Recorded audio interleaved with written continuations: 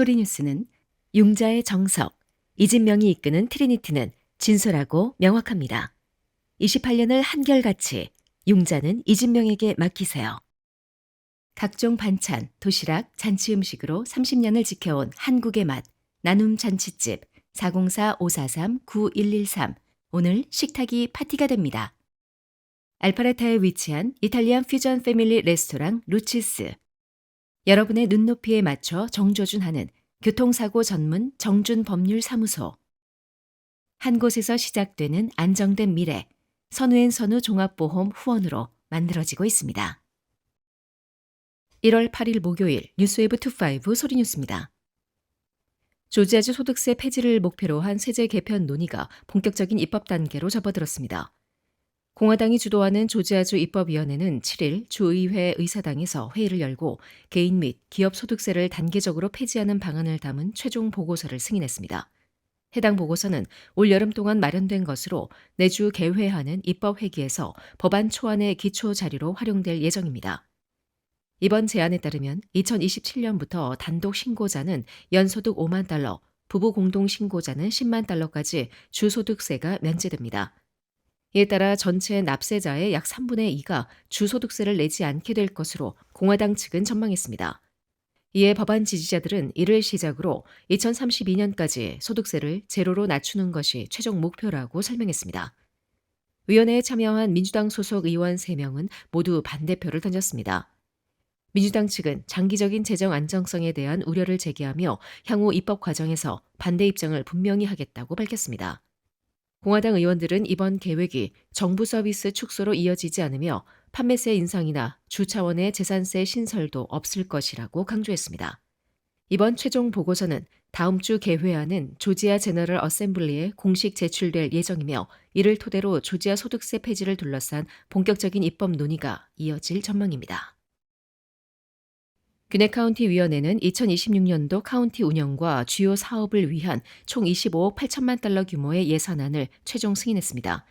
이는 전년도 대비 8,460만 달러가 감액된 규모로 재정 건전성을 강화하는 동시에 주민 대상 핵심 공공서비스의 질을 유지하는 데 중점을 뒀습니다. 이번 예산은 운영 예산 21억 5천만 달러와 자본 예산 4억 3,100만 달러로 구성되며 자본 예산에는 특별 목적 지역 판매세 재원이 포함됐습니다. 귀넷 카운티 위원회는 공공안전, 커뮤니티 서비스, 도로 상하수 등 사회 기반 시설을 우선 투자 분야로 제시했습니다.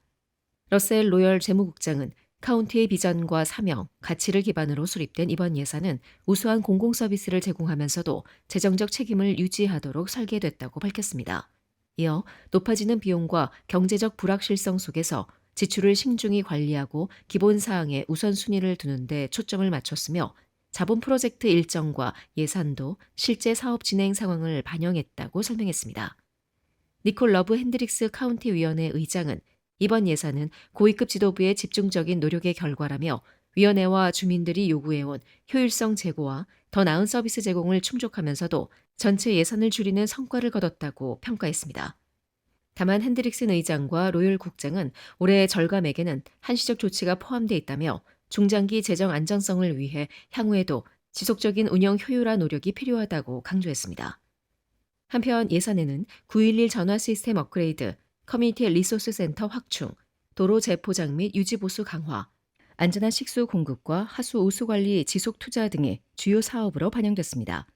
한편 예산 수립 과정에서는 부서장과 선출직 공무원들이 4인 위원회에 사업 계획을 제출했고 위원회는 12월 2일 공개 청문회와 12월 31일까지 접수된 온라인 의견을 반영해 최종안을 확정했습니다. 이번 2026년도 예산 결의안 자료는 귀넷카운티.com/버젯에서 확인할 수 있습니다. PCB뱅크가 2025년 한 해 동안의 경영 성과를 토대로 2026년을 향한 핵심 경영 전략을 발표했습니다. PCB뱅크는 미국 전역 316개 상장은행 및 저축은행을 대상으로 한 평가에서 파이퍼 샌들러 SM 올스타 2025에 선정되며 전국 24개 금융기관만 포함된 최상위 8% 은행으로 이름을 올렸습니다. 성장성, 수익성, 자산 건전성, 자본 안전성 등 주요 지표 전반에서 고른 성과를 인정받았다는 평가입니다. 이번 선정은 PCB뱅크가 2021년 뱅크 디렉터 선정, 미국 300대 상장은행 종합성과 1위를 기록한 데 이은 또 하나의 의미 있는 성취로 중장기 전략의 일관성과 실행력이 다시 한번 입증됐다는 분석입니다. PCB뱅크는 2025년 총 자산 7.0%, 대출 7.5%, 예금 7.0% 성장을 달성했습니다. 전체 지점의 3분의 2 이상이 예금 1억 달러를 돌파했으며 조지아주 스와니의 첫 풀서비스 리테일 지점을 개설하는 등 동남부 시장 확장에도 나섰습니다. 전화 시스템 고도화와 사이버 보안 강화, 모기지 창고 대출 플랫폼인 아길리티 도입, 온라인 뱅킹 및 현금 관리 서비스 확장 등을 추진해 업무 효율성과 고객 경험을 동시에 개선했습니다.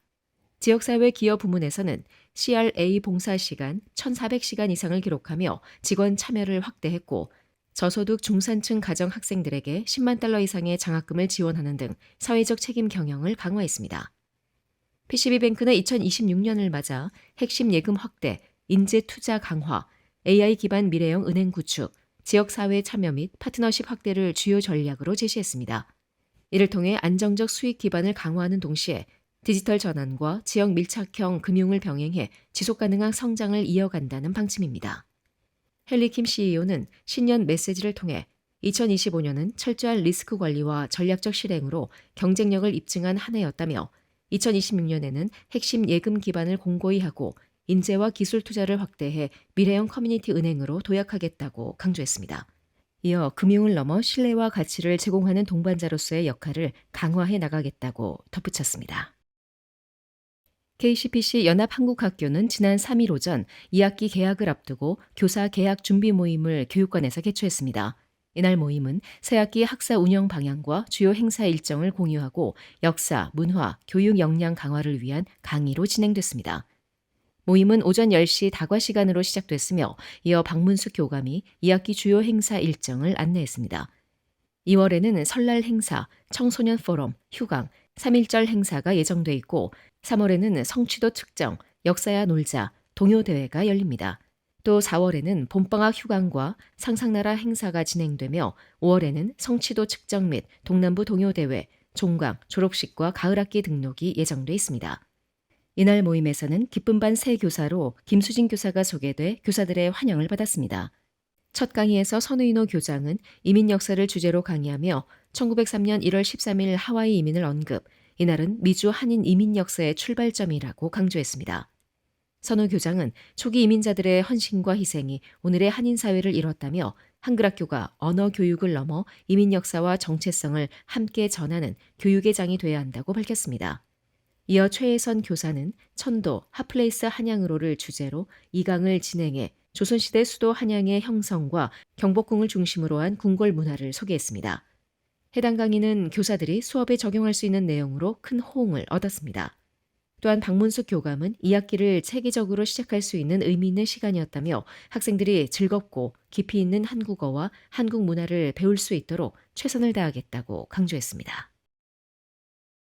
7일인 어제 미네소타주 미네아폴리스에서 이민세관 단속국의 불법 이민자 단속 작전 과정에서 30대 여성이 아이스 요원의 총격에 숨졌습니다. 공교롭게도 사건 현장은 트럼프 집권 1기 때 전국적인 흑인 목숨은 소중하다 시위를 촉발한 조지 플로이드 사건이 발생한 곳에서 채 2km도 떨어지지 않은 곳인데다가 필요 이상의 과도한 법 집행 여부가 쟁점이라는 공통점까지 있어 파장이 예상됩니다. 미 국토안보부와 미네아폴리스 수사당국 발표에 따르면 이날 미네아폴리스의 아이스 요원들이 표적 작전을 수행하던 중 37세 여성 한 명이 아이스 요원이 촌송에 맞아 숨졌습니다. 이 여성의 신원은 미네아폴리스에 거주하던 르네 리콜 굿이라고 전했습니다. 브라이언 오하라 미네아폴리스 경찰국장은 기자회견에서 이 여성이 머리에 총격을 당했으며 현장에서 응급처치가 시행된 후 병원으로 옮겨졌지만 사망 선고를 받았다고 전했습니다.